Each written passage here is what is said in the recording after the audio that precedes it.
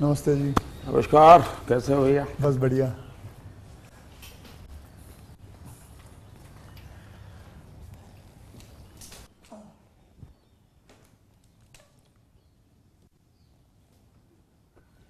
आज मैं आपको बताऊं कि मुझे मौका मिला यहाँ हमारे प्रधानमंत्री के घर पे आने का और इनसे बातचीत करने का। तो मैं कोई पॉलिटिकल क्वेश्चंस नहीं लाया, मुझे जानना है कि as a person, as a human being, एक इंसान के नाते हमारे जो प्रधानमंत्री हैं वो कैसे हैं, क्या खाते हैं, क्या बातचीत, मतलब उनकी पूरी दिन में जो सब चीज़ें होती हैं, मतलब पॉलिटिक को छोड़ के उसके बारे में मैं उनसे जानना चाहूँगा। तो सबसे पहले सर आपका बहुत बहुत धन्यवाद करना चाहता हूँ कि आपने मौका दिया है आपसे बात करने का। मुझे अच्छा लगा कि हम 2400 घंटे राजनीति की बातों में ही उलझे रहते हैं, तो आपने हल्की फुल्की बातें और अपॉलिटिकल बातें करने के लिए इच्छा जताई है। मैं नहीं जानता हूँ दर्शकों को कितनी रुचि होगी, लेकिन ज़रूर मैं खुल कर के बातें बताना पसंद करूँगा। नहीं, बहुत लोग बहुत कुछ जानना चाहेंगे आपके बारे में, क्योंकि आपके पर्सनल मतलब जो लाइफ होती है, कि जैसे कि मैं आपको बताऊं, मेरा ड्राइवर है, उसकी बेटी, मैं उसको पूछ रहा था कि बेटे तो अगर नरेंद्र मोदी जी को, हमारे प्रधानमंत्री को कोई क्वेश्चन पूछना चाहेगी तो क्या पूछना चाहेगी? तो कमाल का सवाल उसने पूछा कि क्या हमारे प्रधानमंत्री आम खाते हैं? ये भी उसका क्वेश्चन है कि आम खाते हैं, और अगर खाते हैं तो क्या काट के खाते हैं या ऐसे गुठली के साथ खाते हैं? मतलब होता है ना, वॉश बेसिन के ऊपर खड़े होके गुठली के साथ आम खाना, उसका मजा ही कुछ और होता है। तो मैं जानना चाहूंगा कि आप आम खाते हो सर? एक तो मैं आम खाता भी हूँ और आम खाना मुझे बहुत पसंद भी है। अच्छा। और गुजरात में आम रस की परंपरा भी है। वो तो बहुत। लेकिन जब मैं छोटा था तो वैसे तो कोई आम वाम खरीदना वरीदना तो हमारे लिए कोई उस प्रकार की कोई लग्जरी हमारी फैमिली थी नहीं। लेकिन कभी खेतों में चले जाते थे तो हमारा देश का जो किसान है बड़ा उदार रहता है। कोई खेत में आकर के खाता है तो कभी रोकता नहीं है, चोरी करता है तो रोकता है। बिल्कुल। तो आम के पेड़ पर जो पके हुए आम थे वो खाना हमें जरा ज़्यादा पसंद था। अच्छा। यानी उतारने के बाद पकाया हुआ नहीं, नेचुरल कोर्स में पका हुआ, और फिर पूरा का पूरा। अच्छा, तब तो ये हाइजीनिक की कोई समझ भी नहीं थी कि धोना चाहिए, टिकना करना, कुछ नहीं समझते थे, ऐसा ही अपना कर लेते थे। लेकिन बाद में जैसे जैसे बड़े तो कई वैरायटियों के विषय में जानने लगे, आम रस खाने की आदत लगी। लेकिन इन दोनों मुझे कंट्रोल करना पड़ता है। अच्छा, अभी फिलहाल कंट्रोल? अब फिलहाल में मुझे सोचना पड़ता है कि इतना खाऊं या ना खाऊं। नरेंद्र जी, मैं आपसे ये पूछना चाहूँगा कि आपने कभी सोचा था कि आप प्रधानमंत्री बनेंगे? कभी आपने सोचा था? और सोचा भी था तो कौन से साल में, कौन सी उम्र में आपने सोचा था कि मैं इस देश को चलाना चाहूँगा? कभी ऐसा विचार नहीं आया। अच्छा। और सामान्य लोगों के मन में बात गले नहीं उतरती है। शायद जो बन जाते हैं वो सबके जीवन में ऐसा होगा। मैं नहीं मानता हूँ कि यानी कोई एकदम फैमिली ही उसी प्रकार से बैकग्राउंड वाली हो और किसी के मन में इच्छा जगती हो तो बहुत स्वाभाविक है।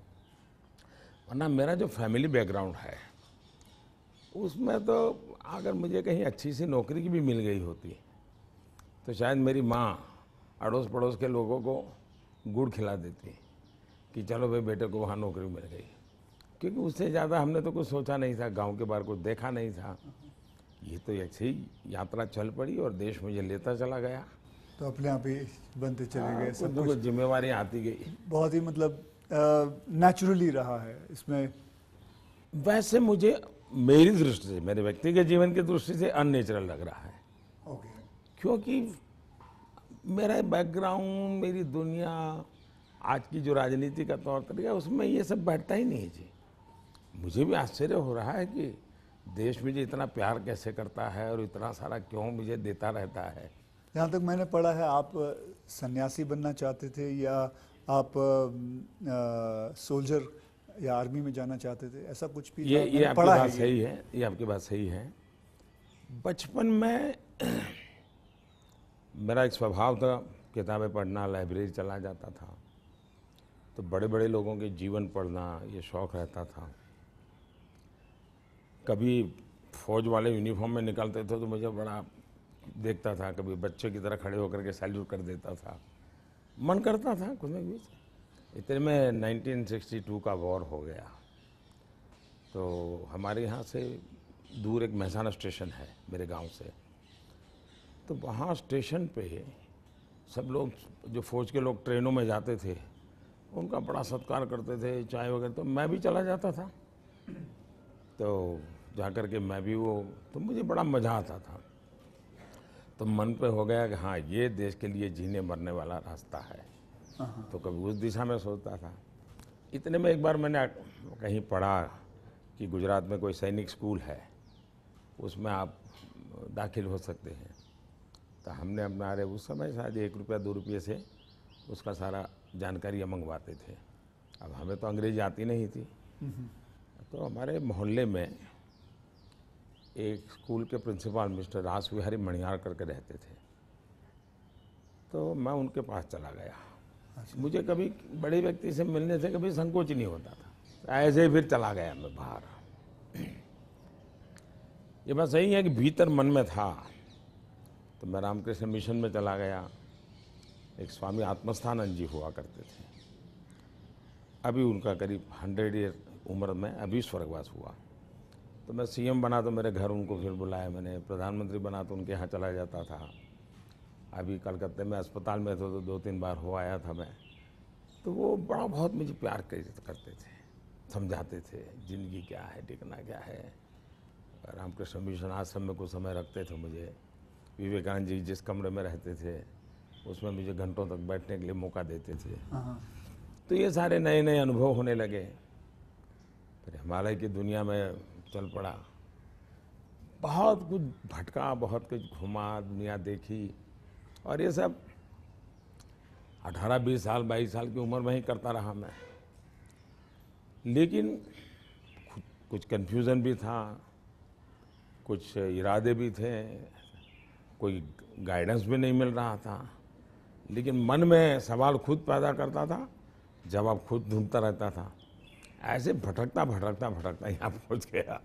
तो आपकी लाइफ को मैं अभी आपकी बात में सुन रहा हूँ, तो मुझे लगता है अगर आप प्रधानमंत्री नहीं होते तो जिस हिसाब से आप बता रहे हो तो सन्यासी ज़्यादा लगते थे, मतलब सन्यासी बन जाते थे अगर आप। वैसे मैं क्या बनता ये कहना अभी कठिन लग रहा है, क्योंकि जो सोचा नहीं वो बन गया। वो तो हमेशा होता है, मेरे साथ भी। मैं भी आपको अगर एक किस्सा सुनाऊंगा तो मेरे साथ भी ऐसा ही कुछ हुआ है। मैं क्या बनने वाला था, मैं एक मार्शल आर्ट का टीचर बनना चाहता था, कहाँ मैं फिल्मों में आ गया और फिल्मों में आते आते हीरो बन गया। मैं आपसे क्या, हमारे प्रधानमंत्री जी को मैं ये जानना चाहता हूँ, गुस्सा आता है? और मतलब क्योंकि देखिए सबको गुस्सा आता है, आई एम श्योर आपको भी गुस्सा आता है। अगर आता भी है तो उस गुस्से में आप क्या करते हो? वो गुस्सा निकालने के लिए किस पे निकालते हो और कैसे निकालते हो? मेरे लिए ये कभी कोई कहेगा कि मुझे गुस्सा नहीं आता है तो बहुत लोग को सरप्राइज होता है। आपको गुस्सा नहीं आता? मैं बताता हूँ। अच्छा। सरप्राइज होता है। इसलिए ये कहना कि राजी नाराजी गुस्सा ये मनुष्य के स्वभाव के हिस्से हैं। अच्छा। जिंदगी उसके बिना हो नहीं, हर प्रकार की चीज़ें हर के अंदर होती हैं। लेकिन जो मेरा 18-22 साल की ज़िंदगी का जो एक बड़ा तबका था, वहाँ जो मेरी ट्रेनिंग हुई उसमें ऐसी बातें थी जिन लोगों से सीखता था कि आपके जीवन में स्वभाव में ईश्वर ने सब दिया है, अब आपको तय करना है कि जो अच्छी चीज़ है उसको बल देते हुए कैसे बढ़ना। तो फिर ये चीज़ें हैं जो नेगेटिविटी लाती है वो रुकती है। मैं कह सकता हूँ कि मैं इतने लंबे समय तक मुख्यमंत्री रहा, इतने समय तक प्रधानमंत्री रहा, लेकिन चपरासी से लेकर के प्रिंसिपल सेक्रेटरी तक मुझे कभी गुस्सा व्यक्त करने का अवसर नहीं आया, कभी नहीं आया। लेकिन मैं आपको बताऊं, बाहर जो आपकी छवि है वो एक बहुत ही स्ट्रिक्ट एडमिनिस्ट्रेटर के नाम पे है। स्ट्रीक अलग चीज़ है। हाँ। मैं स्ट्रिक हूँ, डिसिप्लिन हूँ, लेकिन मैं किसी को नीचा दिखा करके अपमानित करके काम नहीं करता। मैं उसको प्रेरित करता हूँ। कभी कोई चीज़ है तो मैं खुद हेल्पिंग हैंड के रूप में खड़ा हो जाता हूँ। मान लीजिए कोई ड्राफ्ट लेकर के आया, तो एक तो तरीका होता है, भाई क्या ले आए हो। दूसरा होता है, वाह ऐसा करें ना, ये अपन करें तो कैसा रहेगा, आपको क्या लगता है ये करे तो कैसा होगा। तो क्या होता है, मेरी 10 मिनट पहले ही इन्वेस्ट हो जाती है, लेकिन वो मुझे समझ पाता है। तो अगली बार जब वो आता है तो मुझे मेरा समय ही नहीं जाता, वो मेरी कल्पना के अनुसार चीज़ लेकर के आ जाता है। तो एक प्रकार से मैं, कोई लेके आता है तो उसमें से सीखता भी हूँ और सिखाता भी हूँ, और मैं अपनी टीम बनाता चल जाता हूँ। तो मेरे प्रेशर हैं, स्ट्रेस हैं, वो नीचे नीचे नीचे डिवाइड होते चले जाते हैं। तो मेरे पास कुछ बचता ही नहीं है। तो मतलब आपको इतना गुस्सा नहीं आता? मैं अंदर तो होता होगा, मैं व्यक्त तो करने से अपने आप को बहुत रोक लेते हो। होता क्या है जी, कभी मान लो एक मीटिंग में आपने गुस्सा कर दिया तो मीटिंग का एजेंडा वगैरह सब छूट जाता है। हर एक के मन पे वो 2-3 मिनट की समय रहता है, वही छाया रहता है, वो बहुत नुकसान करता है जी। तो मैं जैसे मुझे गुस्सा आता है तो मैं आपको बताऊं, गुस्सा एक निकालना बहुत अच्छी बात है। मैं छोटा मुँह और बड़ी बात, मैं आपसे बहुत छोटा हूं, और मैं कहूंगा कि आप है ना गुस्से को जो है अंदर ना रखे, उसे निकाले। जैसे मैं निकालता हूं, क्या करता हूं, एक बॉक्सिंग बैग घर पे रखा हुआ है, जितना हो सकता है सुबह 4:30-5 बजे मार लेता हूं और अपना गुस्सा निकाल लेता हूं, और फिर थक हार के बस, या कभी समुद्र किनारे चला जाता हूं और जोर से चीखता हूं, कोई भी नहीं होता है। नहीं, इसके लिए एक अलग तरीका है। अच्छा। मन की स्थिति के लिए। ओके। एक तो होता है चेहरे पर, बॉडी पे गुस्सा आना और शब्दों में व्यक्त होना। दूसरा होता है आपके इमोशंस को। मैं अपने अंदर एक चीज डेवलप की थी, ऐसी कोई घटना है जो मुझे पसंद नहीं आई है और मेरा मन करता है कि ऐसा क्यों हुआ। कभी होता था मेरे साथ ऐसा क्यों हुआ, कभी होता था मैंने ऐसा क्यों किया, मुझे ऐसा नहीं करना चाहिए था। और कभी ईगो बीच में आता है तो मैं व्यक्त भी नहीं करता हूँ, भाई आई एम सॉरी, मेरे से ये गलती हो गई, मनुष्य है। तो मैं क्या करता था, अकेला कागज लेकर के बैठता था, उस सारी घटना का वर्णन लिखता था, कैसे हुआ, क्या हुआ, और मैंने क्या किया, क्यों किया, खुद ही। और उसमें जस्टिफाई करने की कोशिश नहीं करता था। फिर उसको मैं फाड़ करके फेंक देता था, पढ़ता भी नहीं था दोबारा। फिर भी मेरा मन शांत नहीं होता था, पूरी कथा दोबारा लिखता था, 3 पेज, 4 पेज, 5 पेज, उसमें उस सारे घटनाक्रम को डाल के पूरे पेपर पे रख देता, फिर से एक बार जीवंत कर देता था। हाँ। इससे क्या होता था कि वो चीज़ें, मेरी जो इमोशंस है, उस कागज़ के अंदर आकर के फिर वो जल जाती थी। तो मैं एक प्रकार से फिर उस प्रक्रिया के दरमियान, जो पहले मुझे सच लगता था कि मैं सच हूँ, 2-3 बार लिखते के बाद मुझे लगता है नहीं ये गलत है, मैं सच नहीं था, मैं ही गलत था। अच्छा। ये मैं आइडेंटिफाई कर लेता हूँ उसमें से। तो मतलब ये आपका तरीका है? हाँ। ये आप लेकिन अब वो नहीं रहा, इतना समय नहीं है। अच्छा। यानी मैंने अपने आप को ट्रेन उस प्रकार से किया था। से इतना बड़ा आपका घर है, जैसे मैं अपने घर पे अपनी माँ के साथ रहता हूँ, आपका मन करता है सर आपकी माँ, आपके भाई, आपके सारे जितने भी रिश्तेदार हैं आपके साथ घर पे रहें? पहला है कि अगर मैं पीएम बनकर के घर से निकला होता तो स्वाभाविक रूप से मेरा मन रहता है कि भाई सब वही रहे। मैं एक जिंदगी की बहुत छोटी आयु में सब कुछ छोड़ चुका हूँ, बहुत छोटी आयु में। मन नहीं करता माँ? बहुत छोटी आयु में छोड़ दिया। छोड़ दिया, उसके कारण वो जिंदगी ऐसी थी जो टोटली डिटैच बन गई है। और इसलिए जिसको कहे लगाव, मोह, माया, क्योंकि मेरी वो जो जिंदगी में जो घर छोड़ करके निकल गया था, वो जो ट्रेनिंग हुई वो उस प्रकार की हुई। और उसके कारण एक अवस्था के बाद छोड़ना है तो मुश्किल जाता है। उस समय जब छोड़ा तब तकलीफ हुई होगी, लेकिन अब जिंदगी वो बन गई। लेकिन फिर भी कभी माँ को बुला लिया था मैंने, कुछ दिन उनके साथ बिताए थे। अच्छा। मैंने, पर फिर भी जैसे मेरी माँ मुझे कहता है भाई तुम मेरे पीछे क्यों समय खराब करते हो, और मैं यहाँ क्या करूँगी तुम्हारे साथ रह के। मैं अपना चली जाती हूँ, मैं अपने पुराने गांव के जो लोग हैं कभी यहाँ मिलने आते तो बातें होती है, अपनी बातें होती, तुम्हारे साथ मैं क्या बात करूँ। तो स्वाभाविक है किसी का मन मेरे साथ नहीं लगेगा। तीसरा, मैं भी समय नहीं देता। जितने दिन माँ यहाँ रही मैं अपनी शेड्यूल में ही लगा रहता था, तो एक आध बार साथ में खाना खा लेता था। फिर मुझे भी कभी पेन होता था कि मैं रात को 12 बजे आता हूँ तो माँ को दुख हो रहा है कि क्या कर रहा है। मुझे अभी भी याद है, मैं आपसे जब पहली बार आपसे जब मैं मिला था तो मैं गुजरात में आपसे पहली बार मिला था जब आप वहाँ सीएम थे। तो उस वक्त एक या दो मतलब मैंने आपको एक दो चुटकुले सुनाए थे और आपने भी मुझे एक चुटकुला सुनाया था। तो मैं ये जानना चाहता हूँ कि आपका ह्यूमर अब प्रधानमंत्री बनने के बाद इंटैक्ट है?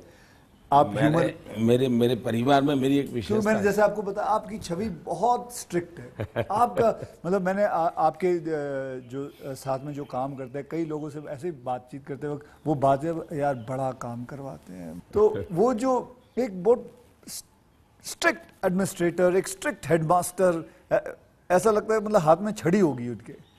तो अभी भी आपका ह्यूमर एक बात है, ये जो छवि बनाई गई वो सही नहीं है। अच्छा, वो अलग बात है। सही नहीं है। और कोई ये कहता है कि मैं काम करवाता हूँ, शायद वो सही रूप में एनालिसिस नहीं कर रहा है जी। वो ये कहे कि हाँ काम बहुत करना पड़ता है, उसमें सच्चाई है। ओके। लेकिन मैं किसी को दबाव नहीं करता हूँ। लेकिन वो जब खुद मुझको देखते हैं, पहले जैसे ऑफिस से आमतौर पे प्रधानमंत्री 6-7 बजे निकल जाते थे, दोपहर में भी 1-2 घंटे वो ऑफिस में नहीं रहते थे। मैं सुबह से जाता हूँ, देर रात तक बैठता हूँ, तो वो भी देखते हैं कि भाई ये खुद मेहनत करते हैं। तो फिर उनको लगता है कि ये कोई हमसे मजदूरी नहीं करवाते, वो खुद बैठते हैं। तो कोई काम है तो मैं रात को 11 बजे फ़ोन करूँगा, अरे भाई उसका क्या हुआ, तो उनको लगता है ये अभी भी काम कर रहा है। तो एक प्रकार से एक टीम का स्पिरिट बन जाता है, एक वर्क कल्चर आप डेवलप करते हैं। मेरे आसपास में एक वर्क कल्चर डेवलप होता है और वो मैं खुद काम करता रहता हूँ, उसके कारण होता है। स्ट्रिक्टनेस, डिसिप्लिन थोपने से नहीं आती है, क्योंकि मैं जिंदगी मैंने ह्यूमन रिसोर्स डेवलपमेंट में ही अपनी ज़िंदगी खपाई है। आप लोगों को अच्छा झूठ बोल कर इम्प्रेस भी नहीं कर सकते हो लंबे अरसे तक। वो सब देखते हैं आपको कि या बात ऐसी करते हो, करते ऐसे हो। तो आप जैसे हैं वैसे रहो और उनसे काम करिए। हाँ, मैं काम के समय काम में रहता हूँ, इसलिए इधर उधर की बातें समय खराब नहीं करता हूँ मैं। दूसरा, मान लीजिए मैं मीटिंग कर रहा हूँ और कोई मोबाइल फ़ोन अपना समय बिगाड़ रहा है, तो मैं फिर उनकी तरफ जा, अच्छा बताइए अभी मैं जो विचार कह रहा था क्या हुआ, तो उनका ध्यान नहीं था। तो उनको लगता था मोबाइल फ़ोन में मैं ट्विटर देख रहा था। तो तब से मेरी मीटिंग में लोग समझ गए कि मोबाइल फ़ोन नहीं जाना चाहिए। मैं किसी से भी मिलता हूँ, कोई भी व्यक्ति आएगा, मेरा कभी बीच में फ़ोन नहीं आता है जी। मैं किसी को नहीं कहता। मानता हूँ, मैं भी आपसे 2-3 बार मिला हूँ, आपने मतलब इट इज। तो ये मैंने डिसिप्लिन खुद के जीवन में लाया, तो सामने वाले को लगता है कि यार ये टोटली मेरे लिए डेडिकेटेड टाइम था, इन्होंने कोई उपयोग नहीं किया। इन चीज़ों का एक प्रभाव पैदा होता है। जहाँ तक ह्यूमर का सवाल है, मेरे परिवार में हमेशा एक कल्पना थी, कभी पिताजी राजी नाराजी हुए हो, कभी छोटी मोटी हो, तो हमेशा मैं पूरे माहौल को एक आधे मिनट में हल्का कर देता था। ये मेरा एक स्वभाव था। आज भी मुझे वो करने का मज़ा आता है, शब्दों से खेलना वगैरह। पर अब क्या हो गया है जी, हर चीज़ के अलग अर्थ निकाले जाते हैं, आधा अधूरा वाक्य उठा करके उछाल दिया जाता है। तो अब डर लगता है कि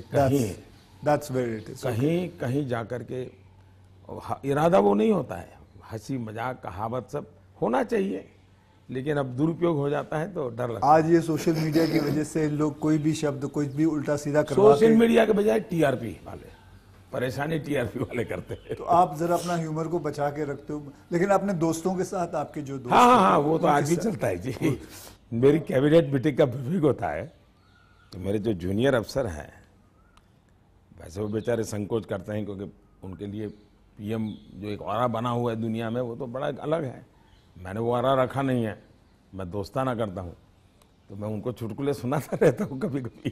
तो ऑपोजिशन पार्टी में आपके कोई दोस्त हैं? बहुत दोस्त है, बहुत अच्छे दोस्त। तो आप अभी भी उनके साथ कभी चाय पीना? बहुत अच्छे दोस्त हैं, हम लोग साल में 1-2 बार साथ खाना भी खाते हैं। अच्छा। हाँ, अब मैं खैर वो फॉर्मल होता है, क्योंकि लेकिन हम तो कहते हैं, कैमरा में देखते हैं, हम तो मीडिया के साथ, मीडिया जो दिखाती है हम तो वही देखते हैं, हमको तो पता ही नहीं एक होता ये। बहुत पहले की बात है, जी। तब तो मैं मुख्यमंत्री भी नहीं था, लेकिन किसी काम से मैं शायद पार्लियामेंट गया था,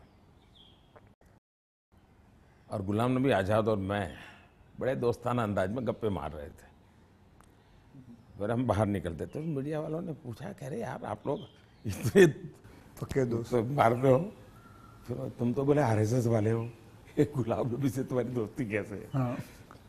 तो फिर गुलाम नबी ने अच्छा जवाब दिया। हम दोनों खड़े थे, वो कहा देखो भाई, बाहर जो आप लोग सोचते हो ऐसा नहीं है, शायद एक फैमिली के रूप में हम लोग जितने जुड़े हुए हैं सभी दल के लोग, हाँ। वो शायद बाहर कल्पना नहीं कर सकते। आपको हैरानी होगी, और वैसे मैं ये बोलूँगा तो चुनाव में मेरा नुकसान भी हो सकता है लेकिन ये ममता दीदी हाँ। साल में आज भी मुझे 1-2 कुर्ते खुद सिलेक्ट करने जाती है, और मेरे लिए 1-2 कुर्ते भेजती है। अच्छा। हाँ। that is something very big to know about.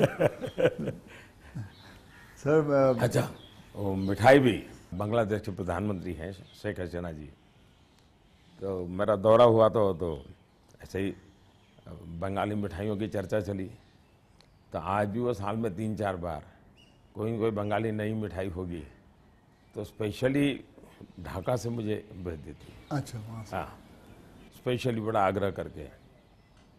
तो ममता दीदी को पता चला तो वो भी साल में 1-2 बार मेरे लिए कुछ न कुछ बंगाली मिठाई जरूर भेज देती है। मोदी जी, मैं आपसे एक बात जानना चाहूँगा। मैंने ये सुना है, जब मैं पिछली बारी आई थिंक पिछले साल मैंने ये सुना था कि जब आप गुजरात के सीएम से आप निकल के आप प्राइम मिनिस्टर जब बने थे, तो आपकी जो जमा पूंजी थी आपके बैंक में करीबन 21 लाख रुपए थे, और वो 21 लाख आपने अपने स्टाफ की बच्चियों के नाम पे एफडी या उनको बांट दिए थे। तो आज मैं जानना चाहूँगा, आप नहीं भी जवाब दे सकते हैं, आज आपका बैंक बैलेंस कितना है? एक तो ये आधी अधूरी बात है। अच्छा। आधी अधूरी इसलिए है कि जब मैं गुजरात से सीएम के रूप में निकला, वैसे मेरा कोई बैंक अकाउंट नहीं था। सीएम बनने के बाद एमएलए बना तो मेरा तनख्वाह आना शुरू हो गया। आपकी बैंक अकाउंट नहीं? उसके पहले नहीं था कुछ। अच्छा, हाँ। हाँ, एक बचपन में निकाला था, तो वो भी एक बड़ी लंबी कथा है। मेरी स्कूल में, वहाँ मेरे गांव में एक देना बैंक का ब्रांच खुला, तो स्कूल के अंदर वो देना बैंक के लोग आए थे। उन्होंने सब बच्चों को एक गुल्लड़ देते, कुल्लड़ बोलते, गुल्लक दिया, और बच्चों को कहा भाई इसमें आपको पैसे डालना है और हर महीने बैंक में जमा कराना, आपके नाम से पैसा जमा होगा। तो हमने भी बैंक अकाउंट उसमें खुलवा दिया। अब हमारे गुल्लक में तो कुछ आया ही नहीं। अच्छा। आने वाला कुछ था ही नहीं, तो क्या आएगा? तो हम तो कभी पैसा जमा नहीं कराया। अब गांव छोड़ के चले गए हम, बैंक में हमारा अकाउंट बना रहा, तो उनको हर साल वो कैरी फॉरवर्ड करना पड़ता था, लिखा पट्टी करनी पड़ती थी। तो वो मुझे ढूंढते रहते थे कि इसका बैंक अकाउंट बंद करना है, इसको बुलाए कहाँ से। तो शायद 30-32 साल तक वो बना रहा, और उनको कहीं पता चला बाद में कि मैं अब पॉलिटिक्स में हूँ, तो बैंक वाले मेरे पास आए, बोले साहब जरा सिग्नेचर कर दीजिए, आपका एक बचपन का बैंक अकाउंट पड़ा हुआ है, हमको बंद करना है। अच्छा। तो मेरी बैंक अकाउंट से दुनिया ये रही। लेकिन जब मैं सीएम बना, एमएलए बना, तो फिर जो वेतन मिलता है वो आना शुरू हो गया, तब बैंक अकाउंट खुल गया। मैंने तो कभी वो देखा नहीं है, मेरा स्टाफ देखता था। जब मैं निकला वहाँ से, तो मैंने हमारे अफसरों को बुलाया, मैंने कहा भाई ये मेरा तो है नहीं, मैं ले जाके क्या करूँगा, मुझे तो कोई उपयोग है नहीं, तो मैं ये दे देना चाहता हूँ। तो उन्होंने कहा कि भाई ऐसा मत कीजिए। मैंने कहा भाई मैं करूँगा क्या इसे ले जाकर के? तो खैर अफसर लोग मेरी इज्जत करते थे तो ज़्यादा बहस नहीं की, चले गए। शाम को एक सीनियर अफसर को लेकर के आए मिलने के लिए। फिर उन सब ने तीन लोग थे, ये समझाया, बोले देखो मोदी जी, ठीक है आपको ज़रूरत नहीं पड़े, लेकिन आपके ऊपर इतने कोर्ट केसेस चल रहे हैं गुजरात में, वकील भी इतने महंगे होंगे हैं, आपको कभी न कभी पैसों की ज़रूरत पड़ेगी, और पद पर तो कब रहोगे, कितना रहोगे आप, कोई नहीं देगा आपको। तो हमारी प्रार्थना है कि तो ऐसा मत कीजिए। तो मैंने कहा क्या करूं? बोले ठीक है आपकी इच्छा है तो कुछ हिस्सा दीजिए। तो उसमें से मैंने फिर 21 लाख रुपया दिया। अच्छा, उसमें से दिया? हाँ, ओके। मेरे अपने जेब से दे दिया। और मैंने कहा कि ये जो हमारा सेक्रेटरीट है उसमें जो ड्राइवर है, हाँ, प्यून है, उनकी खास करके बच्चियाँ, उनको ये शिक्षा दीक्षा के लिए खर्च करना। अभी वो फाउंडेशन शायद बनाया हुआ है गुजरात सरकार ने, और उसमें से वो मदद कर भी रहे हैं। फिर वहाँ मुझे एक सरकार की तरफ से एमएलए को एक प्लॉट मिलता है, ओके। पैसों से मिलता है लेकिन कम खर्चे में। हाँ। वो प्लॉट मिला तो मैंने पार्टी को कहा भाई ये ले लो आप, मैं आपको दे देना चाहता हूँ, मुझे कुछ चाहिए नहीं। तो मेरी वो प्रक्रिया चल रही थी। फिर पता चला कि वो मामला तो कहीं सुप्रीम कोर्ट में लटका पड़ा है, शायद वो ज़मीन किसी को दे नहीं सकते, इस प्रकार का कुछ है। मुझे पूरा याद मालूम नहीं क्योंकि मैं इस चीज़ों में रुचि नहीं लेता, लेकिन जब भी वो क्लियर हो जाएगा तो मैंने वो भी पार्टी को देना तय किया हुआ है। साहब सच में गुजराती है ना, क्योंकि गुजराती जो होते हैं वो पैसों के लिए बहुत सही रहते हैं। मतलब मैं नहीं मानता कि मतलब आपने अपना प्लॉट दे दिया, अपने पैसे दे दिए, तो आप, क्योंकि मैं आपको अगर आप इजाज़त दें तो मैं एक छोटा चुटकुला सुनाना चाहता हूँ। जी जी जी। एक गुजराती आदमी था, बुजुर्ग आदमी था, वो मर रहा था। तो वो कहता है मेरी गुजराती ज़रा इतनी ठीक नहीं है, लेकिन वो कहता है कि मारो दीकरो क्यों छे, मतलब मेरा बेटा तो बेटा अगर डैडी हूँ यहाँ छू, मारी दीकरी क्या छे, डैडी हूँ यहाँ छू, मेरी बीवी कहाँ है, मैं भी यहाँ हूँ, आप तीनों यहाँ हैं तो दुकान पे कौन है? तो सारे के सारे इधर ही आ गए हो, तो मेरे दुकान पे कौन है? क्योंकि मैं मानने को तैयार नहीं हूँ कि, क्योंकि मैंने देखा है गुजरात, मेरे बहुत सारे गुजराती दोस्त हैं, गुजराती जो होते हैं वो अपने पैसों को बहुत सही संभाल के रखते हैं, वो अपने पैसों से दूर नहीं रहते। मैं आपको एक चुटकुला सुना दूँ। जो ठीक है, ये बहुत बड़ी है। ओके। हमारे यहाँ चुटकुला चलता है कि एक बार प्लेटफॉर्म पर ट्रेन आई, रेलवे ट्रेन में। हाँ।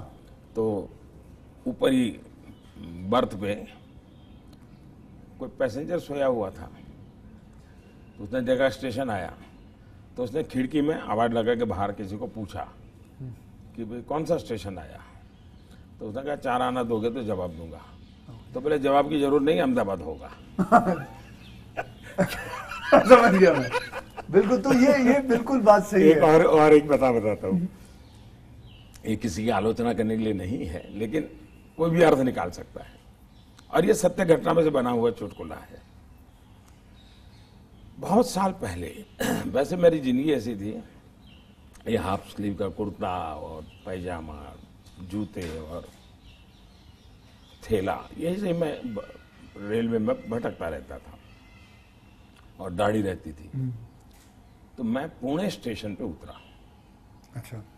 और मेरे पास ज़्यादा सामान तो था नहीं, मेरा एक वो झोला था, एक अखबार था हाथ में। तो मैं पैदल चला जा रहा था, मुझे पुणे में आरएसएस दफ्तर में जाना था, तो मैं पैदल ही जा रहा था। तो एक ऑटो रिक्शा वाला धीरे धीरे धीरे धीरे साथ चलता गया।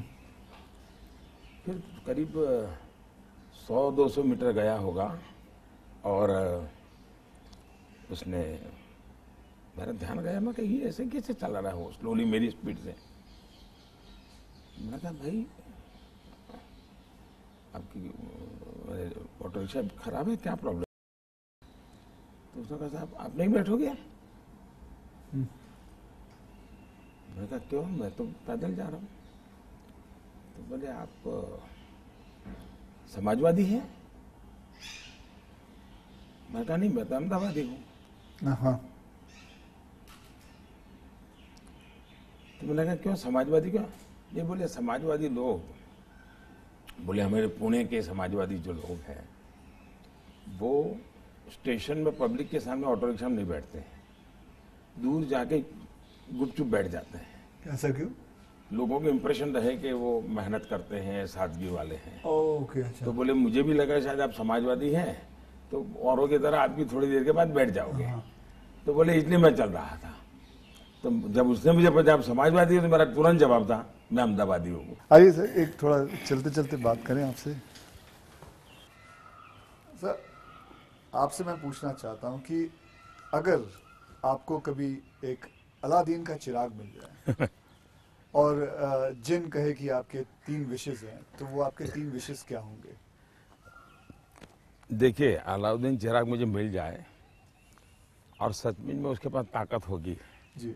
तो मैं उसे कहूँगा कि तुम जितने भी ये समाजशास्त्री हैं या जो एजुकेशनलिस्ट हो, उनके दिमाग में भर दो कि भावी पीढ़ी को ये अलाउद्दीन चिराग वाली कथा सुनाना बंद करें कि ऐसा कोई अलाउद्दीन होता है और इच्छाएं पूरी करता है। मैंने कहा उसको मेहनत करना सिखाओ। मैं कभी एक्सपेक्ट नहीं कर रहा था आप ये जवाब दोगे। मुझे लगा आप कोई 3 विशेष आप सोचोगे कि क्या है 3 विशेष, लेकिन ये एक बहुत ही सही तरीका है। आलसपना जो होता है वो यही चीज़ों से आता है। यार आई विश मुझे ये मिल जाए, बैठे बैठे मिल जाए। तो ये जो आपने जो किया हुआ है, ये जो कहा हुआ है, बिल्कुल सही कहा हुआ है। ये मूलतः बाहर से आई हुआ चिंतन है जी, मैंने रिसर्च नहीं किया है। हाँ। ये हमारे यहाँ मूल चिंतन ऐसे नहीं है। मूल चिंतन तो हमारे यहाँ परिश्रम का है जी। हमारे यहाँ ये नहीं है कि भाई ऐसे ही कुछ आकर को कोई दे देगा, ऐसा नहीं है जी। एक ना एक दिन तो सभी को रिटायर होना होता है, आपको भी रिटायर होना पड़ेगा। तो आपने कभी पोस्ट रिटायरमेंट प्लान सोचा है कि आपने जब ये सब कुछ खत्म हो जाएगा, मतलब आप पॉलिटिक्स से संन्यास ले लेंगे, तो आपके आगे जाके आपने क्या करना है? एक बड़ा इंटरेस्टिंग चीज बताता हूँ आपको। जी। हम लोगों की एक मीटिंग थी इनर सर्कल की। अटल जी थे, आडवाणी जी थे, राजमाता सिंधिया जी थी जी। सिकंदर बख्श साहब थे, प्रमोद महाजन भी थे और उसमें सबसे छोटी आयु का मैं रहता था। तो बातें चली, उसमें से ऐसे ही अभी मीटिंग शुरू होना बाकी था, ऐसे गप्पे चल पड़े कि भाई रिटायरमेंट के बाद क्या करेंगे। तो सबने कुछ न कुछ अपना बताया। प्रमोद महाजन इसको बड़ा लोगों को खुद करके निकालते थे। अच्छा, प्रमोद जी की व्यक्तित्व की विशेषता थी, उनका जीवन बड़ा विविधताओं से भरा था। अनेक प्रकार की एक्टिविटी से वो अपने आप को जोड़े रखते थे। मुझे पूछा, मैं कहा भाई मेरे लिए तो बड़ा कठिन है क्योंकि मुझे कुछ नहीं आता है, मैंने कभी इस सारी चीज़ों में सोचा ही नहीं। मैंने तो जब जो जिम्मेवारी मिले उसी को जिंदगी माना है, जिम्मेवारी ही मेरी जिंदगी है। अच्छा। और इसलिए मुझे कल्पना ही नहीं होती है कि मेरे इसमें समय बिताने के लिए कुछ करना पड़ेगा, मुझे अपने आप को एंगेज रखने के लिए कुछ करना पड़ेगा। और इसलिए मैं कभी नहीं मेरे मन में विचार आया और न ही मैं सोचता हूँ। और मुझे पक्का लगता है शरीर का कण कण और जीवन का पल पल किसी न किसी मिशन में ही खपाऊंगा। ये आपने शायद सोचना नहीं है जी, मेरे पास इसके सिवाय कुछ मुझे पर कौशल्य ही नहीं है। मैं जिस हिसाब से आप बताते हो कि मुझे लगता है आप जिंदगी में, मतलब जब सीएम से यहाँ जब पीएम बने थे, तो मैं ये जानना चाहूँगा कि सबसे वैल्यूएबल चीज़ आप क्या लेके आए थे यहाँ इस घर के अंदर सबसे वैल्यूएबल चीज़ आपकी क्या रही थी? अगर मैं, वैसे ये पूरी बातचीत आपने पहले ही मुझे कहा कि मैं तो कोई राजनीति की चर्चा करना नहीं चाहता, नहीं, लेकिन कुछ मात्रा में मैं कह सकता हूँ कि प्रधानमंत्री बनते समय शायद और प्रधानमंत्रियों को ये बेनिफिट नहीं मिला है जो मुझे मिला है। देश में इतने प्रधानमंत्री हो गए जी। इतने प्रधानमंत्रियों को ये बेनिफिट नहीं मिला है जो मुझे मिला है। वो ये है कि मैं लंबे अरसे तक मुख्यमंत्री रह के आया हूं और मैं गुजरात का लॉन्गेस्ट सर्विंग चीफ मिनिस्टर था। चीफ मिनिस्टर होने के नाते आपको बारीकियों से जुड़ना पड़ता है, बारीकियों से काम करना पड़ता है। आपको इश्यू आपके सामने सीधे आते हैं, सॉल्यूशन आपको सीधा करना पड़ता है। ये तजुर्बा शायद मेरे पहले के किसी प्रधानमंत्री को नहीं मिला। इतना सद्भाग्य नहीं मिला। देवगौड़ा साहब मुख्यमंत्री रहे थे, लेकिन बहुत अल्पकाल के लिए। मैं बहुत लंबा रहा हूँ। मैं समझता हूँ कि इसने मुझे देश की सेवा करने के लिए बहुत बड़ी संबल दिया, बहुत बड़ी ताकत दी है। ये मैं अपना एक मान सकता हूँ कि वहां से मैं लेकर के आया, ये जो देश के काम आ रहा है। आप जैसे मैं जानता हूँ, जैसे मैं आपके एक स्टाफ मेंबर से भी बात कर रहा था, आप 3 या 4 साढ़े 3 घंटे ही सोते हैं। मतलब 7 घंटे तो सोना एक अमूमन एक शरीर को चाहिए चाहिए, आप 3.5 घंटे ही सोते हो। ये बात आपकी सही है। मेरे जो जितने मेरे साथी हैं, मेरे जानने वाले लोग हैं, या हमारे जो अब सरकार में आया हूँ तो डॉक्टर भी रहते हैं, उन सबका मेरे से एक ही आग्रह रहता है कि मेरी नींद में बढ़ाऊं। राष्ट्रपति ओबामा जब मुझे मिले तो वो भी सबसे पहले मेरे से इसी के में उलझ गए। बोले मोदी जी क्यों ऐसा करते हैं? बोले हम दोनों अच्छे दोस्त हैं जी, तू तारी करके बुलाते हैं एक दूसरे को। तो तू ऐसा क्यों करता है जी?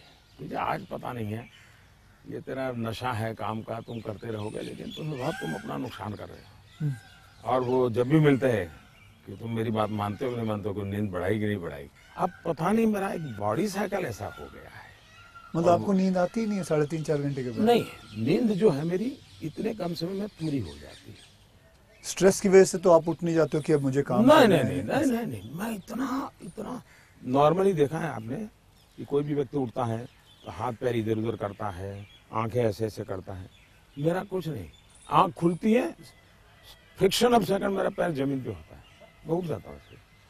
उठता मैंने बिस्तर पे उठता वैसा नहीं, बिस्तर से भी बाहर होता हूँ। अब ये हो सकता है वो मेरी जो 18-22 साल के कालखंड में जिस जिंदगी को मैं जी रहा था जी, उसमें से शायद ये डेवलप हुआ है। अब वो मेरे शरीर का वो हिस्सा बन गया है। तो अच्छा। लेकिन मैं, जैसा आपने कहा रिटायर्ड होने के बाद क्या करोगे, तो पहला काम मैं नींद कैसे बढ़ाऊं, हाँ। इस पर सोचूंगा। कहाँ बैठोगे? आ जाओ। आज आपके सारे कागज पड़े हैं। कोई बात नहीं, आ जाओ। तो आपको कभी, मैं ये जानना चाहूंगा, वैसे कई लोग जानना चाहेंगे कि नरेंद्र मोदी जी को जब जुकाम लगता है तो वो क्या लेते हैं? आप हैरान होंगे, मैं बहुत ही, फिर वही कहूंगा, मैं ऐसी कठिन जिंदगी जी करके आया हूं। तो डॉक्टर क्या होता है, ये महंगी दवाइयाँ क्या होती हैं, सोफिस्टिकेटेड क्या होता है, वो सब आप आयुर्वेदिक पे बहुत विश्वास करते हैं? मैं बताता हूँ। आयुर्वेद के बजाय कैसी जिंदगी है। अब आप जब पहाड़ चढ़ते हैं तो पैर तो दर्द करते ही हैं, कितनी आदि हो, लेकिन ऊंचाइयों पर जाते हो तो अब जो अकेला इंसान है वो क्या करेगा? मालिश वाले को तो कुछ नहीं करा ऐसे सकता, वैसे किसी तो को होते नहीं है, क्या फिजियोथेरेपी नहीं करा सकता, मसाज नहीं करवा सकता। अब मैं क्या करता था जी, मेरे कंधे पे हमेशा एक ये जो असम का गमछा होता है ना, हाँ, ये गमछा मेरे पास रहता था ऐसा। तो मैं जैसे उसको ऐसे पैर पे बांध देता था पूरा, और बीच में एक छोटी लकड़ी तोड़ करके पैर से लगा देता था। फिर इसको मैं कर्व करता था, अच्छा, तो प्रेशर आता था। ऐसा पूरे बॉडी को मैं अपना मसाज खुद ऐसा तरीका रखता था मैं। तो ऐसी चीज़ें मैं इवॉल्व करता था अपने लिए। मैं बहुत साल पहले कैलाश यात्रा पे गया था पैदल। टोटल यात्रा करीब 1000 किलोमीटर का था, पैदल गया। कुछ और भी लोग थे, बड़े धनी लोग भी वहाँ कभी कभी यात्रा में आते थे। अब बहुत बड़े बड़े महंगे वो चमड़ी बचाने के लिए सब लेकर के आए हुए थे। मेरे पास तो कुछ था, मेरे पास कैस्टर ऑयल था, और वो भी रॉ, सीधा वो घानी से निकाला हुआ। तो उसकी स्मेल भी बहुत खराब होती है, तो मैं उसी को लगाता था। अब ये लोग 5वें-6ठे दिन मुंह नहीं धो सकते थे, क्योंकि उनकी चमड़ी जल करके चीर करके लटक गई थी, तो वो बड़े परेशान रहते थे। मुझे कुछ नहीं होता था, बोला मैं तेज तर्रार रहता था। तो मुझे पूछने लगे कि आप क्या करते हो? बोला कहा कुछ नहीं भाई, कैस्टर ऑयल लगाता हूँ मैं। तो रात को हम जब पहाड़ चढ़ करके रात्रि मुकाम होता था, ये मेरे पास आ जाते थे, हर कोई एक एक बूंद कैस्टर ऑयल मेरे से ले जाता था। जुकाम होता है तो मैं गर्म पानी पूरा समय पीता हूँ, गर्म पानी, गर्म पानी। उसमें दूसरा, कोई शहद या कुछ? कुछ नहीं, सिंपल गर्म पानी। दूसरा, हो सके तो फास्टिंग करता हूँ। अच्छा, फास्टिंग यानी एकदम से सिवाय पानी कुछ नहीं, एक दो दिन 24 घंटे 48 घंटे, ज़्यादा नहीं करना पड़ता। तीसरा, ये सरसों का तेल होता है, उसको थोड़ा गर्म करके रात को 2-3 बूंद डाल देता हूँ। जलन बहुत होती है, लेकिन ये मेरा 1-2 दिन में क्लियर कर देता है। तो ऐसे ही जीने की आदत है। मैं कुछ चीज़ें करता हूँ, वो मैं पूछना चाहूँगा आपसे। मैंने चीज़ फॉलो की है, जिसको कहते हैं कि 7-12-5 × 40, यानी 7 बजे मैं ब्रेकफास्ट कर लेता हूँ, 12 बजे मैं अपना लंच खा लेता हूँ और 5 बजे डिनर खा लेता हूँ। और × 40 यानी कि जब भी एक गस्सा खाता हूँ उसे 40 बार चबाना है। तो ये मैंने अपने शास्त्रों में पढ़ा है, कई लोगों से बात की है, तो आप इससे सहमत हैं? बिल्कुल सहमत हूँ, और ये बिल्कुल सही रास्ता आपने चुना हुआ है। हमारे देश में मूल आदत यही है। हाँ, ये वेस्टर्न जो वर्ल्ड आया, उसने फिर धीरे धीरे इसमें ये बदलाव किया कि लोग, वरना हमारा किसान आज भी गांव में सूर्यास्त के पहले, नहीं लेना सर? मैं नहीं लेता जी, नहीं, सूर्यास्त के पहले थैंक यू। खाना खा लेता है। और दिन में भी आपने देखा होगा, किसान सुबह एक प्रकार से, वो किसको आप नाश्ता कहते हैं, लेकिन एक्चुअली उसका वो लंच जैसा ही होता है। हाँ, वो काफ़ी मात्रा में बड़े बड़े रोटी और सब्जी या चटनी कुछ लेकर के खेत चला जाता है। दिन में थोड़ा सा लेकर के उसकी पत्नी सर पे कुछ रख करके जाती है। वो पूरा भोजन नहीं होता है, हाँ, हाँ। थोड़ा होता है। ये आज भी हमारे देश में परंपरा है ये।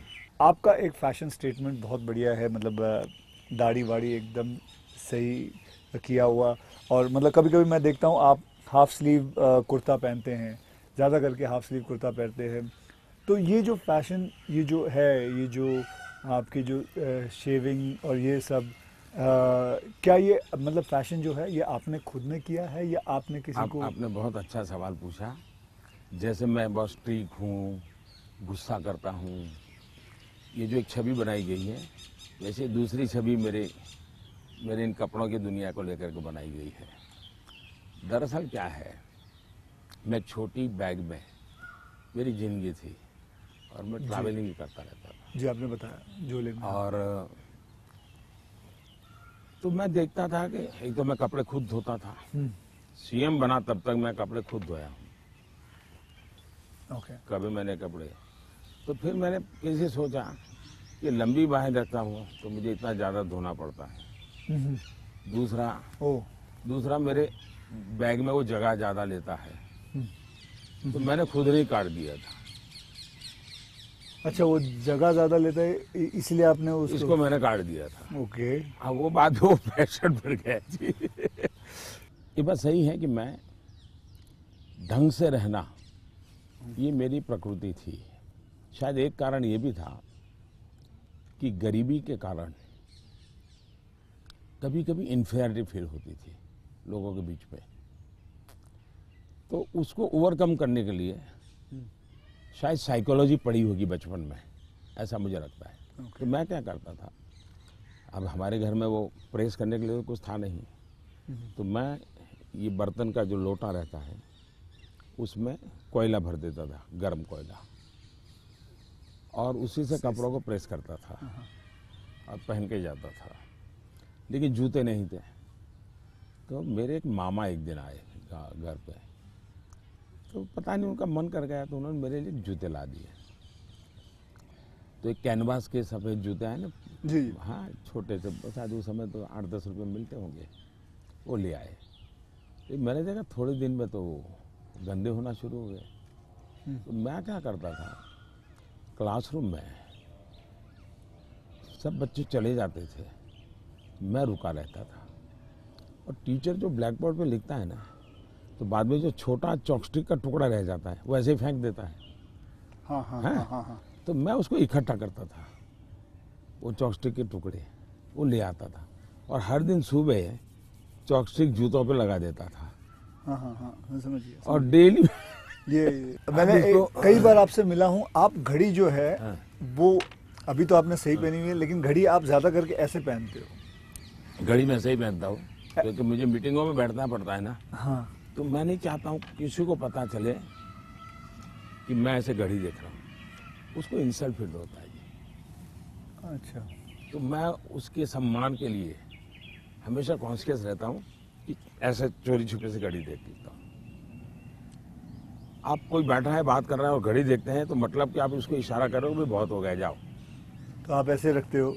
हाँ, तो ये मेरे मन में ऐसा है कि ये किसी का एक प्रकार के हिडन वे में, मतलब बहुत माइन्यूटली आप लेकिन आप मानते हो, मैंने आपको ऑब्जर्व किया कि आप घड़ी उल्टी पहनते हो। मैं देखा था कई बार देखा आपने कि आप घड़ी उल्टी पहन के। सही देखा।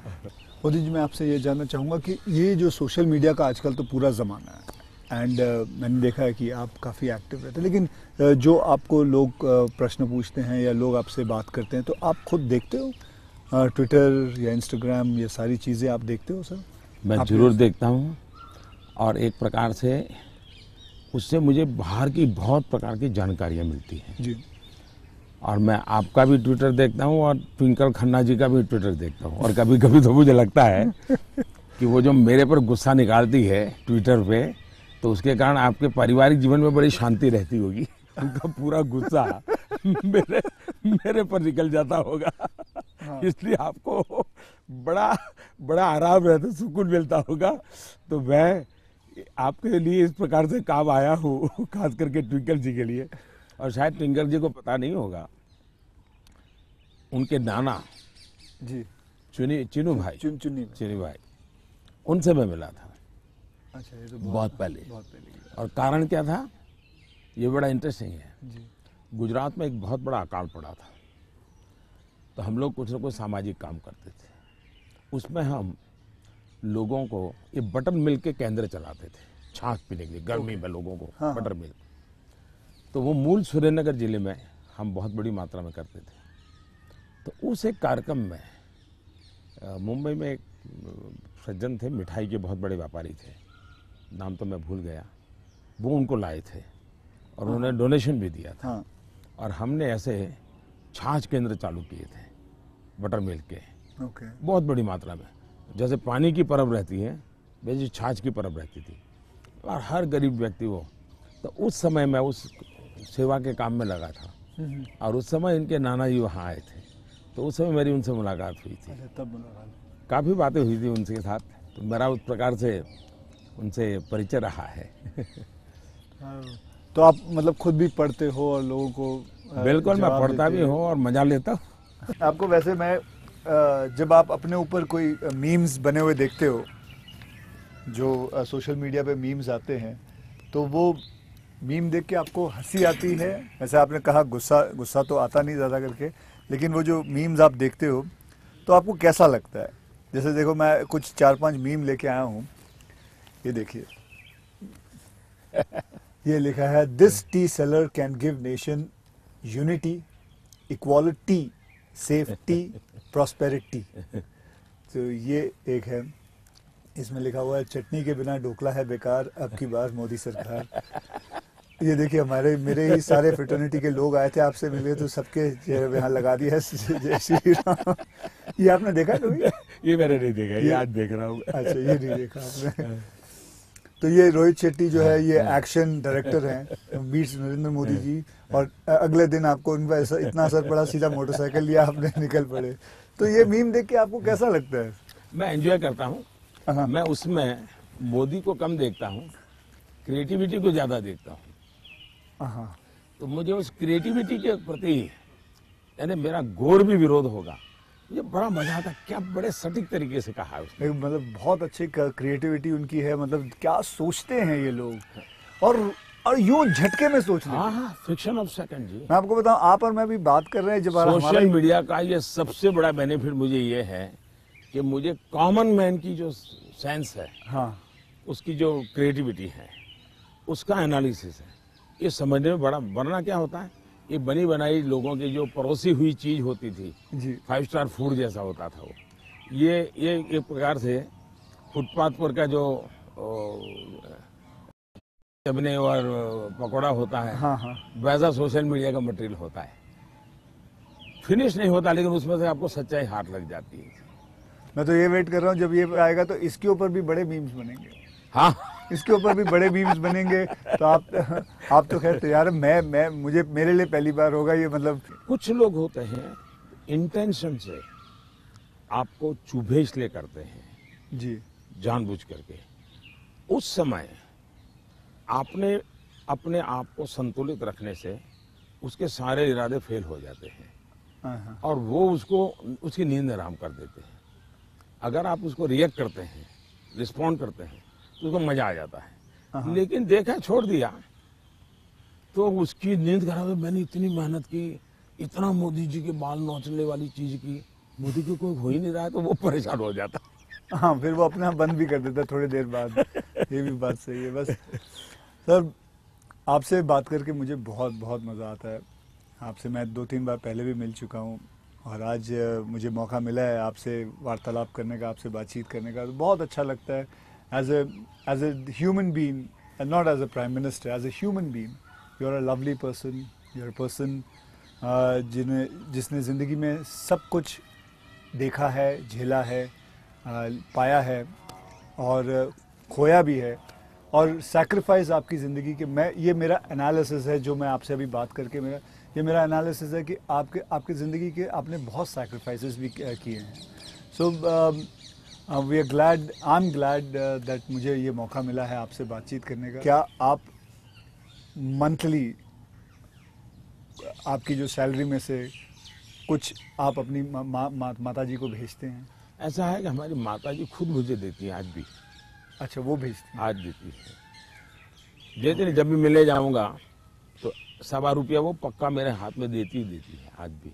अच्छा, और वो हमसे कभी अपेक्षा नहीं करती, कभी अपेक्षा नहीं करती, उनको जरूरत भी नहीं है। दूसरा, शायद मैं एक ऐसा मुख्यमंत्री भी रहा और एक ऐसा प्रधानमंत्री रहा हूँ, मेरे परिवार पर का कोई खर्चा सरकार पर नहीं है, वरना बाकियों को परिवार का मेडिकल हेल्प मिलता है सब, मेरे परिवार कुछ लेता नहीं, कुछ नहीं लेता है। मैंने, हाँ ये बात है, बिल्कुल बिल्कुल। तो ये एक प्रकार से, लेकिन इसका मतलब ये नहीं कि कोई माँ के प्रति लगाव नहीं है, ऐसा नहीं है, लेकिन जीवन ही ऐसा बन गया है कि मैंने अपने आप परिवार, पूरा देश को अपना परिवार बना लिया है, इसी में लगा रहता हूँ, यही काम करता रहता हूँ। मोदी जी, मैं ये जानना चाहूँगा कि आपको, मतलब बचपन में ऐसा कौन सा खेल था जो आप खेलते थे? मैं बचपन में संघ की शाखाओं में जाता था। अच्छा। संघ की शाखाओं में बड़े अच्छे वैज्ञानिक खेल होते हैं, अच्छा। बड़े वैज्ञानिक, जिसमें टीम स्पिरिट आए, जिसमें जैसे एक खेल होता है, ये सब सर्कल में बैठते हैं, फिर जो ये हमारा लीडर होता है वो पूछता है कि आपकी राइट साइड पे जो बैठा है उसकी एक क्वालिटी बताओ। ओके। अब है तो खेल, लेकिन आपको उसके कारण कॉन्शियसनेस आता है कि हाँ भाई दूसरे के गुणों को देखना चाहिए। अब खेलते खेलते ही डेवलपमेंट होता है इंसान का, और इसलिए मुझे बचपन में संघ की शाखाओं में खेलों के द्वारा टीम स्पिरिट क्या होती है, रिस्पॉन्सिबिलिटी शेयर करना क्या होता है, ये खेल है संघ में, बहुत बढ़िया खेल है। वो परंपरागत खेल है, कोई संघ वालों ने ढूंढे ऐसा मैं नहीं कह रहा हूँ, ये बहुत बहुत काम आते हैं। दूसरा, मैं योगा से ज़्यादा जुड़ गया, फिजिकल एक्टिविटी के रूप में कहे तो, लेकिन मैं इंडिविजुअल खेल के बजाय ग्रुप वाले खेल को करता रहा, क्योंकि वो एक प्रकार से आपके व्यक्तित्व को अलग से डेवलप करते हैं। जो इंडिविजुअल खेल होता है वो आपको एक अलग प्रकार का डेवलपमेंट करता है, वो गलत करता है ऐसा मैं नहीं कह रहा हूँ, लेकिन अलग प्रकार का करता है। टीम के अंदर खेलने से अलग प्रकार का होता है, आपको एडजस्ट करना पड़ता है, आपको साथ चलना पड़ता है, आपको किसी की लीडरशिप करनी होती है, आपको सबॉर्डिनेट को संभालना होता है। तो जिंदगी जीने के लिए ग्रुप वाले गेम्स खेलने चाहिए। ओके। इंडिविजुअल कितना ही हम बड़े चल जाएं, लेकिन ग्रुप वाले खेल जरूर खेलना चाहिए, ये मेरा मत रहता है। मुझे गुल्ली डंडा खेला है?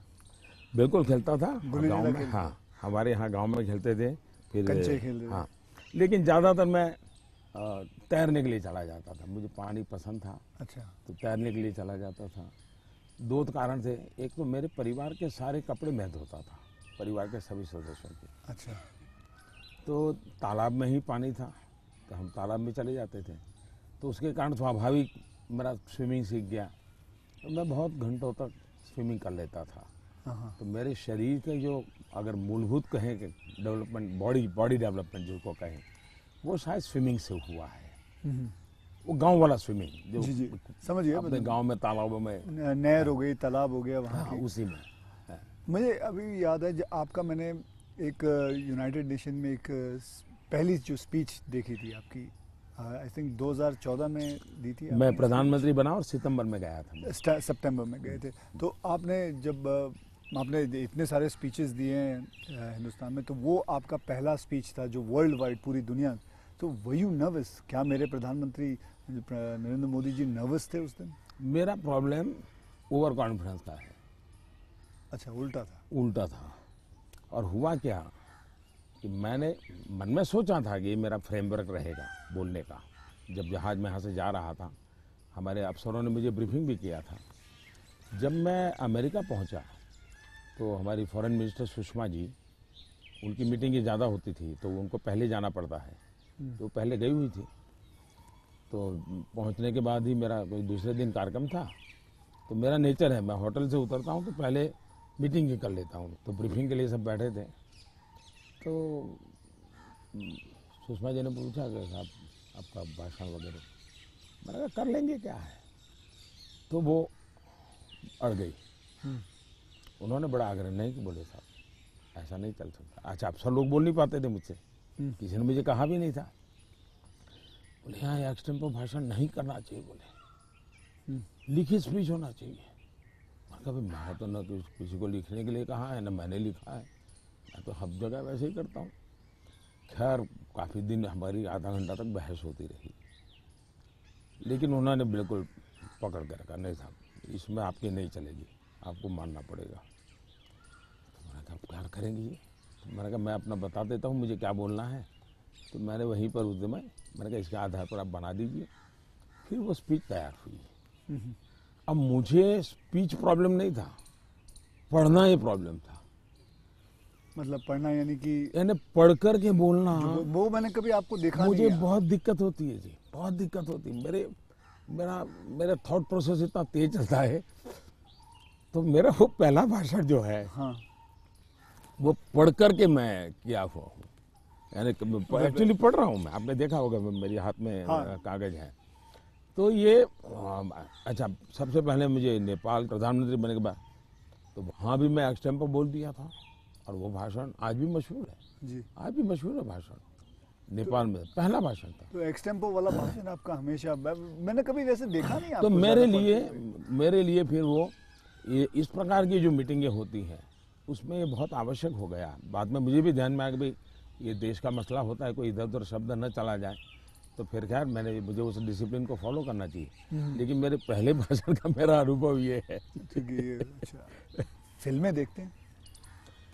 अब ही नहीं देख पाता हूँ। लास्ट फिल्म कौन सी थी? लेकिन मेरे गांव में एक थिएटर था जी। और मेरा एक दोस्त था दशरथ करके, उसकी तना से, तो उनसे हमारा परिचय था। तो हम वहाँ जाके बैठते थे, और अगर थिएटर में दर्शक कम है और जगह बची है तो फिर वो थिएटर के बाहर ही बैठते थे। तो मालिक को कह देते कि जरा इन बच्चों को बिठा दो ना। तो फिर वो मुफ्त में हमको थिएटर में जाने का मौका मिल जाता था। वो लक्ष्मण भाई जो सिंह चना बेचते थे उनके कारण। तो मैं और हमारा वो दोस्त है दशरथ, तो हम दोनों जाके बैठ के मूवी देखते थे। तो बचपन में मूवी देखने का यही एक हमारा तरीका था। बाद में तो ज़िंदगी ऐसी बन गई तो कोई मौका नहीं मिलता। लेकिन शायद एक अमिताभ बच्चन जी आए थे जब मैं सीएम था, तो उनका बड़ा आग्रह था, एक पा फिल्म शायद, जी बिल्कुल। तो देखने के लिए उनके साथ में चला गया था। एक बार अनुपम जी खैर आए थे, उन्होंने टूरिज्म तब को भी आप लेकर के एक CM फिल्म ही थे? बनाई थी। सीएम था मैं, टूरिज्म को लेकर के एक फिल्म बनाई थी, वेडनेसडे शायद। हाँ, वेडनेसडे। हाँ, तो वो मैं उनके साथ देखने चला गया था। तो ऐसा कुछ हुआ है, लेकिन वो भी ज़्यादा लेकिन अब नहीं। PM बन के बिल्कुल नहीं, अब तो आपके वक्त भी नहीं मिलता होगा। बिल्कुल नहीं कर पाया। अब आपने बिल्कुल ज़रा नहीं सा कर भी नहीं। पाया। क्या मैंने एक फिल्म बनाई थी, आपको मैंने हल्का सा कुछ बताया भी था पहले कि टॉयलेट एक प्रेम कथा पे फिल्म बनाई थी। और मैं खुद देख नहीं पाया, लेकिन मैंने लोगों को बहुत कहा हाँ वो कि देखो भाई, सामाजिक जीवन पर कैसे फिल्में चल सकती है और बन सकती हैं। हाँ वो कमर्शियल हिसाब हाँ, से मैंने पूरे हाँ, बनाए थे, हाँ, बल्कि गाने वाने वगैरह ये हाँ, माँ पिता सब कुछ उसमें रखा हुआ था, और नहीं, असली कथा पे मैसेजिंग, था। सोशल मैसेजिंग था, वो अच्छा था। हाँ। हाँ तो लेकिन खैर वो तो मैंने रियल लाइफ में किया था, लेकिन आपने रियल लाइफ में करीबन 9 करोड़ से भी ज़्यादा टॉयलेट्स बनाए हैं। तो ये तो मतलब ये मतलब ऐसा कैसा हो गया, जैसे कि आपने जैसे ही आप प्राइम मिनिस्टर बने तो सबसे पहले आपने स्वच्छता के ऊपर बात की, टॉयलेट्स के ऊपर बात की, तो आपको वो डर नहीं लगा कि आप पहली बार मतलब आप प्राइम मिनिस्टर बन रहे हैं और सबसे पहला मतलब द फर्स्ट फ्यू मुद्दा इसी पे रखा हुआ है, स्वच्छता पे रखा हुआ है? स्वच्छता आपके लिए बहुत मायने रखती है। मेरे जीवन में मैंने गांधी जी वगैरह जो पढ़ा है, और कुल मिला के मैं देखता हूँ कि हमारे देश में बीमारी, गरीबी, इन सब की चीज़ों के साथ हेल्थ बड़ा सबसे बड़ा विषय है। लेकिन प्रिवेंटिव हेल्थ के लिए 2 चीज़ें मैं देखता हूँ, एक स्वच्छता और एक फिटनेस। आप अपने शरीर को फिट रखिए, बनाइए, तो बाकी आर्थिक रूप से बोझ बनता नहीं है जिंदगी, उस प्रकार से जिए। पर्सनल हाइजीन में तो हमारे यहाँ शास्त्रों के कारण, संस्कारों के कारण, घर में आओ तो पैर धो करके आओ, हाथ धो, मंदिर में जाते हो तो नहा करके जाओ, सब बहुत सिखाया जाता है। सोशल हाइजीन के प्रति हम उदासीन रहे हैं। और भारत जैसा देश दुनिया में, अगर इतना बड़ा दुनिया को देने के लिए टूरिज्म डेवलप नहीं हो रहा है, एक कारण है गंदगी। जी। वैसे भी किसी भी समाज के लिए शोभा नहीं देता है। तो मेरे मन में एक बड़ी चीड़ है, और मैंने सोचा इसको एक जन आंदोलन बना देना चाहिए, और देश को गर्व होना चाहिए, हम लोगों को गर्व होना चाहिए कि हमारे देशवासियों ने इस कार्यक्रम को अपना बना लिया। और ये 9 करोड़ टॉयलेट बन जाना, 2014 के पहले 38% रूरल सैनिटेशन था, 98% हो गया। जी मतलब देश तैयार था, और मुझे खुशी है कि देश ने किया है। मैं तो कौन होता हूँ करने वाला जी, देश ने चीज को उठा ली। आप एज अ प्राइम मिनिस्टर आप कभी चिल एकदम आराम करते हैं, मतलब कुछ आराम से बैठ के यूं बैठे हैं गार्डन में सोच रहे हैं, बस ऐसे ही कुछ नहीं, चिल आउट के लिए मेरी एक आदत है, मुझे अब कर नहीं पाता हूँ, लेकिन मेरा बड़ा स्वभाव रहा है। एक तो मुझे सुबह 5 बजे चाय पीने की आदत है, बिना शक्कर? चीनी में लेता मैंने नहीं, देखा हाँ, चीनी लेता नहीं हूँ। अच्छा, नहीं लेते? मुझे कोई प्रॉब्लम नहीं है, लेकिन आदत नहीं लेता हूँ। दूसरा, मुझे शाम को 6 बजे, दिन में किसी के साथ कटसी के लिए बैठ गया, थोड़ा ले लिया 2 घूंट, तो अलग बात है, चाय की आदत नहीं है। लेकिन शाम को 6 बजे मुझे चाय की आदत है, ऐसा लगता है मेरी बॉडी रिक्वायर कर रही है। लेकिन वो मुझे तब मज़ा आता है, मैं छत के नीचे नहीं हूँ, सीधा आसमान से मेरा संपर्क होना चाहिए, खुले में बैठा हूँ, अकेला बैठा हूँ, और वहाँ आराम से चाय पीता हूँ। ये मुझे बहुत पसंद आता है। और वो जगह कौन सी है? यहाँ भी मैं कर लेता हूँ, और मेरे ऑफिस के उसमें भी कर लेता हूँ। अच्छा। लेकिन जो साउथ ब्लॉक का ऑफिस है वहाँ संभव नहीं है। वहाँ तो एकदम से वो बंद कमरा है। लेकिन ये मेरी पसंद की जगह काम है। दूसरा, एक चीज़ मैंने बहुत की थी, और जो जैसा आपने कहा रिटायरमेंट के बाद क्या करोगे, तो उस काम को ज़्यादा करूँगा। पहले मैं रेगुलर करता था, मैं कभी दिवाली नहीं मनाता था जी। अच्छा। नहीं, मैं दिवाली में 4-5 दिन कहीं चला जाता था, और 5 दिन के लिए मेरी जो रिक्वायरमेंट रहती थी, पानी वगैरह, वो साथ ले लेता था, और वो भी मैं उठा के ले जाकर उतना ही। और मैं पहले रिसर्च करके रखता था, कहीं जंगलों में कोई जहाँ इंसान न हो, लेकिन पीने के लिए शुद्ध पानी अवेलेबल हो, ऐसी जगह ढूंढता था, और वहाँ जाके मैं रहता था। कभी पेड़ के नीचे, क्या कोई खंडहर कोई मिल गया तो उसमें पड़ा रहता था। अच्छा, उस समय में तो टीवी वगैरह तो थे नहीं, रेडियो भी मैं साथ नहीं रखता था, ना अखबार, न कुछ नहीं, कागज पेन भी नहीं, किताब भी नहीं, कुछ नहीं। और 5 दिन मैं ऐसे ही अकेला रहता था, प्रकृति को देखना। एक प्रकार से मेरा वो कार्यक्रम का नाम था, मैं मुझसे मिलने जाता हूँ। ओके, मैं मुझसे मिलने जाता हूँ, ऐसा ही मेरा। वो मेरी जिंदगी में बहुत बड़ी ताकत देने वाली चीज़ है।